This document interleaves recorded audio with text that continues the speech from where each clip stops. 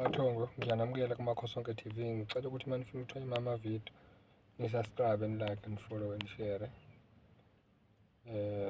Ngiphinde nginibingelele futhi ngani zamakhosi. Namhlanje ngizokhuluma ngabalozi,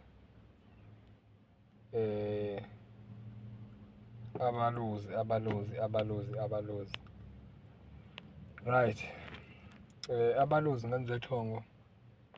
Omkhulu njengoba ehlezi ekhuluma nani umbethwe abalozi. Abalozi, ngaphambi kodwa ngiye lapho, uma ngabe wena udecide ukulungisa izinto zabantu abadala, uma udecide ukungena lolu hambo laka-spiritual, then ekudisadeni kwakho ukuthi ungene kulolu hambo, wahamba wayothwasa, wazi ukuthi abalozi ngeke baye lapho, bazokuyekela uhambele wena. Amakhosi futhi nawo ayayihlalela nje, uhambe uyothwasa, wenze yonke imikhilungane yakho leyo. Athulele nje amakhosi nabalozi, ungeneke lapha ephehlweni uyokwenza yonke lento oyoyenza. Bathulele nje. Uma ukuthi bebekuthume bona entwasweni, idlozi lakho noma abadala, then-ke sebezokwazi bakhulume nawe, kodwa abaqhumi ukugobela, abakhulumi nakugobela abalozi namakhosi ngoba bathwaselwa. Right? Ngifuna ukubeka kucace kuwena. Okay. Abalozi-ke Nkosi yami sengikhulume ngabo isikhathi eside. Ngiwubulozi mina, ndalo, ngangingazi kodwa nami ukuthi ngibethe lo moya weharaka enkulu kangaka. Ngani zethonga, abalozi, kukhona abalozi balaphaya entabeni, kube khona abalozi basemanzini. Labalozi laba basemanzini nabasentabeni baye basebenze ngokungafani. Labalozi abalapha entabeni, kwakhona amakhehla lapha, amabutho, kuyinhlanganisela yamabutho yamakhehla lapha entabeni. Isikhathi esiningi labo babanguni laba lapha entabeni. Bese kuba yilo abalozi basemanzini. Isikhathi esiningi labalozi basemanzini bahamba namandawe la asemanzini. Amandawe nabalozi baphinde basebenzisane lapha emanzini and kujulile. Labalozi engikhuluma ngabo kuyinhlanganisela yabantu abaningi abasuke behlangene begazi lakho. Ngiyazi omunye uzodideka vele. Abalozi, khumbula, bakhetha before uzaleke.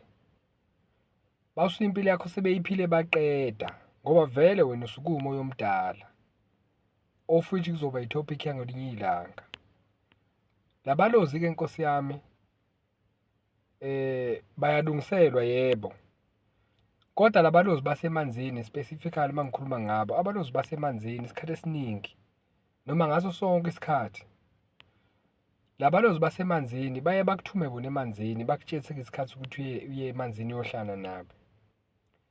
Emanzini, emfuleni, la uzohlala khona nabo, kusuke lapho kwabalozi laba bazobe behamba nesimo sokuthi wena uzaleke ngayiphi igender. Uma ukuthi wena umuntu wesilisa, kuzofika amakhehla kakhulu, wona azoba dominant kuwe emanzini. Uma umuntu wesimame, kuzofika inhlanganisela yezalukwazi, izona ezobe ziyi-dominant kuwena. Niyayizwa nindaba? Kuyenzeka kuvele umkhulu kuwena ukode kube umuntu wesimame, kuvele ikhehla kuwena kanti li-shape-shifte ngogogo. Ngazi uma uyangithola yini. Kubalulekile-ke uma uyingane umsamo ukuthi lezi zinto uzi-understand. Ezinye izinto ngizondlula nje ngithi halamuzi kuzona. abalozi laba semfuleni noma abasemanzini bajulile ngoba basuke bengahambi bodwa, basuke behamba nenkamba phansi. Yingakho phela njalo wena mabuzo emanzini ushaya uvalo. Lolu valo lolu ushaya uvalo la. Lolu valo lolu solukhombisa ukuthi hayi ukuthi khona umuntu olapha emanzini. Ingoba khona inyoka elapha, spiritual snake. Okungenzeka futhi angeke uzuyibone ngamehlo. It's a spiritual snake. Ehamba nabaluzi. Usevele sebelapho sebekhuluma. Ukhumbule ukuthi njengoba ngithi abaluzi basemanzini, lamanzi yawasaba. And by the way, uzwasaba lamanzi, usuyayibona inyoka emanzini zivela kuwena kodwa ngamaphupho. Uyazibona ugaxwe inyoka emanzini emfuleni. Uyazibona inyoka ingena emanzini noma iphuma emanzini. Ushaya uvalo ubaleke. Omunye ethi mkhulu ngigaxwe inyoka enkulu ngiphathi ngisemanzini phakathi. Uhamba nabaluzi lapho. Bakushaka bathi heqe ngovalo. Omunye uma esengenile emanzini ufisa engathi angangahamba, engathi angalala khona la. Awa-enjoy ngendlela xa ukwenza amanzi. Uma kangena kuwona afike abande kokuqala njengami nje. Mina mangingena emanzini angive ngigodola Nkosi yami.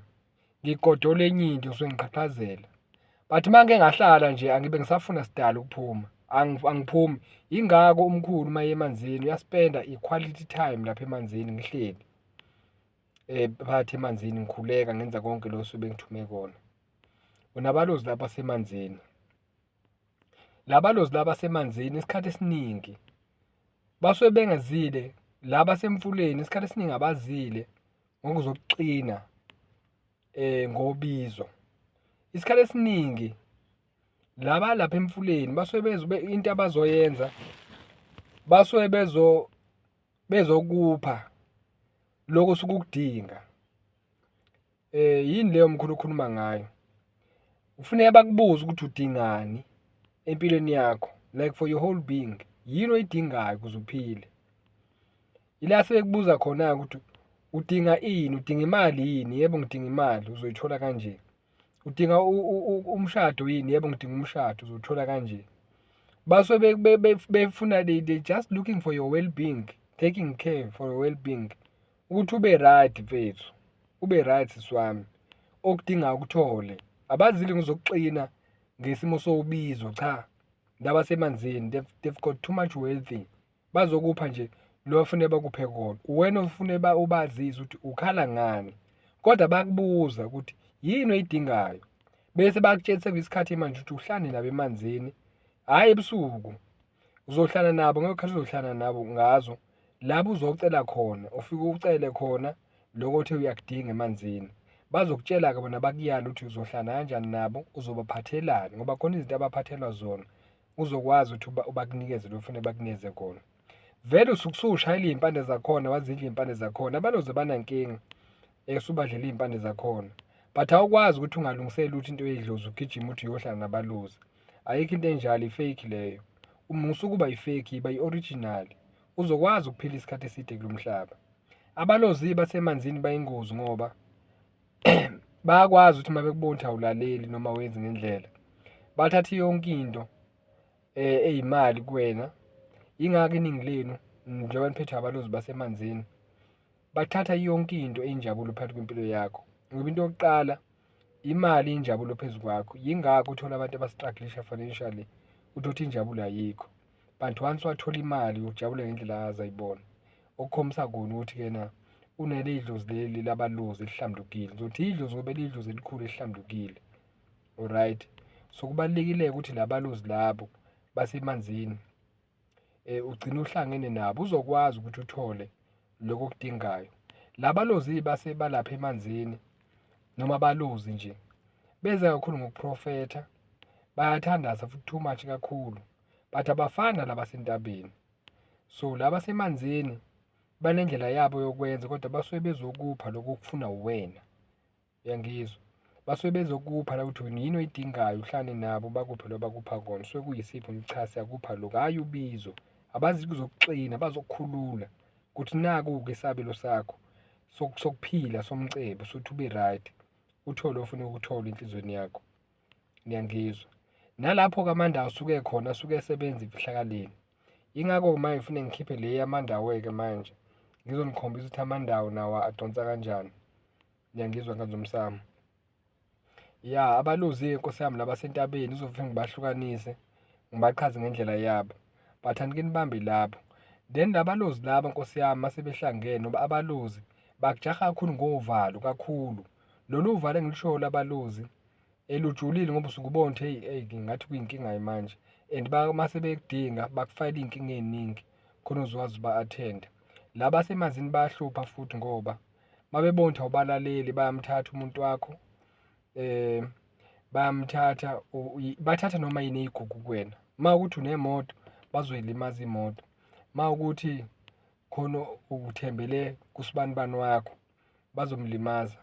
Into nje eyigugu kuwena bazoyithinta ngoba vele usuke unikezwe uyibona. Phela bona badila nokuthi bakuphe, nokuthi indaba yobizo, badila ukuthi bakuphe izinto. Manje bazokwazi ukuthi bazozithatha lezo zinto lezo. Niyangizwa. Idlozi phela lihlambuluke kakhulu alifani nesithunywa. Ngiyangizwa ngane zethongo. Kubalulekile-ke ukuthi le information ube nayo, uhlale nayo. Ukhumbule ukuthi labalozi basemanzini bakline ngendlela eyisimanga. Bangithi bakline ngendlela eyisimanga, bafuna ukuthi ugeze daily abasemanzini, daily. Angisho ngensipho leyo i-Lux noma i-Sunlight noma le iy'nsipho zena ey'durayo ey'bizayo, ngisho lokho mina nonsense loyo. Ngikhuluma ugeze bona, kunendlela abagezwa ngayo, bafuna ukugezwa daily. Daily, mina sengalungisa izinto, kade ngilungisa izinto, namanje basagezwa. Bathi ngiye ngithi ngingene endlini nje abalozi, uma ngithi ngingene endlini eMsamo la ngiphahla khona, bathi phuma ungcolile. Ngingcole kanjani? Uma ngiphahla ngibuza ugogo angichazele. Uma ungena eMsamo ukwenze kanje before unyethele eMsamo. Uyayizwa nindaba? Phuma kuyogeza, nakho uma ugeza khona indlela ekuthiwa uzogezela kuyona, ungasondeli nje ngala. Niyangizwa. Abalozi bajulile basenza yonke into, but they are very clean ngendlela exaka ukwenza. And ukhumbule labalozi laba bahamba nesimo sani samanono, amanono ahamba phambili ngoba soyiphushwa yilabalozi laba. Yingakho umuntu othanda yonke into eclean, ukuthi into yakhe ibe clean. Omunye uzakhala uthi hey, ma eclean endlini ufuna yonke into iqhele, kungabi bikho muntu futhi azoqhela. And usuke nje impela edinwa kabi umuntu uma ezohamba la ecleana khona, ucasuka phela ngoba unale nabalozi laba abahamba nalamanono. Uzwana nento eclean, emsamo wakho ungabona ukuthi uclean kanjani, uhlezi nje kuqhakaza. Into ayithinta isayensi yakho ngisho ingubo azigqokayo, uhlezi nje eclean. Hamba namandawo lapho nabalozi abahamba baphusha lamanono phambili. Lamanono ajulile, ziyinhlanganisela zey'ngane ey'hlangene eziningi, bajulile. Lawo manono lawo ajulile ngoba asuke ethunywe ivele labalozi, nabo abalozi ngokwemvelo yabo. Ungathi amanono bese ucabanga iy'ngane zakini ey'ncane, asikhulumi ngey'ngane zakini ey'ncane la, sikhuluma ngomkhulu thina abamanono, ogogo abamanono, abajulile, bakade balinda. And ukhumbule by the way, abalozi nje benze nje, benze umathanda kuwena, kade bakulinda. It's their duty to wait iminyaka. And abalozi, it's a spirit that I ever had esikwazi ukulinda ingane yabo. It's a willing waiting spirit lesiya. Siyalinda, sinqena ukulinda thousands of years sikulindile. And once they get into you, wow, unto you. Ngiyakutshela bo lapho. Once nje they find this time ukuthi babe nawe, ya ngiyakutshela. So yazi uma umbethwe yibona ukuthi ufuna ukume kanjani. And even your behavior ufuna iqala ishintshe. But prepare yourself ngoba usuyazi nalo ulwazi elithola la. Ngiyabonga kanzomsamo. So phinde siqhubeke sihlahlube la, ngikhiphe elinye iklasi engizolikhipha labalozi namandawe nethuba. Ngiyabonga kakhulu kanzomsamo. Mafisa amakhulu.